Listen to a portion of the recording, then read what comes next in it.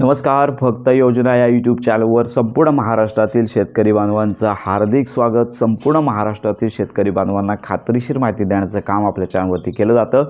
संपूर्ण महाराष्ट्रातील शेतकरी बांधवांना एकाच गोष्टीची प्रतीक्षा आहे की नमो किसान सन्मान निधीचा जो 8वा हप्ता आहे आणि PM किसान सन्मान निधीचा 22वा हप्ता आहे तो आम्हाला कधी मिळणार याचीच उत्कंठा शेतकरी बांधवांना लागलेली आहे. सोशल मीडियावरती हप्ते वितरणासंदर्भात अनेक चुकीच्या तारखा सांगितल्या जात आहेत. तर नमो किसान सन्मान निधीचा हप्ता महाराष्ट्र शासनामार्फत वितरित केला जातो आणि PM किसान सन्मान निधीचा हप्ता लक्षात घ्या की केंद्र शासनामार्फत वितरित केला जातो. त्यामुळे सध्या केंद्र शासनाची तयारी तर सुरू होती. फेब्रुवारी अखेरपर्यंत हा लाभ आहे तो वितरित होणार होता, पण सध्या राजकीय घडामोडी लक्षात घेता सध्या PM किसान सन्मान निधीचा हप्ते वितरण देखील तुर्तास त्याची जी तयारी आहे ती देखील थांबवण्यात आलेली आहे. त्यामुळे राजकीय घडामोडी आहेत, युद्धजन्य परिस्थिती आहे, तर याच्यामुळे कदाचित PM किसान सन्मान निधीचा हप्ता आहे तो वितरित होण्यास विलंब होऊ शकतो. तर ही आताची नवीन माहिती समोर आलेली आहे. तर याच्यामध्ये नमो किसान सन्मान निधीचा जो 8वा हप्ता आहे तो महाराष्ट्र राज्य शासनातर्फे वितरित केला जातो.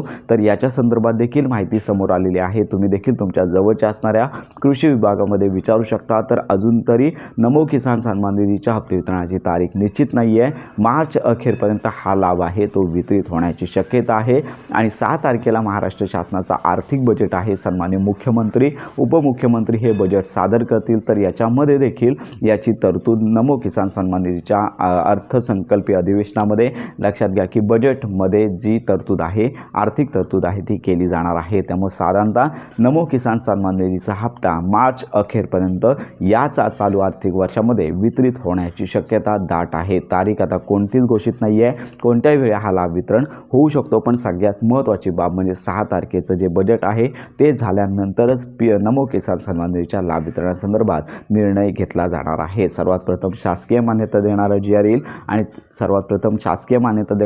येईल आणि आणि त्याच्यानंतर लक्षात घ्या की लाभ आहे तो वितरित केला जाणार आहे. तारीख तर अजून घोषित नाही आहे, पण मार्च अखेरपर्यंत हा लाभ आहे तो लाभार्थ्यांना मिळणार आहे. तर अशा प्रकारची ही महत्त्वाची माहिती संपूर्ण महाराष्ट्रातील शेतकरी बांधवांपर्यंत नक्की शेअर करा. योजनांसंदर्भात खात्रीशीर माहितीसाठी आपल्या फक्त योजना या यूट्यूब चॅनलच्या कनेक्टमध्ये राहा.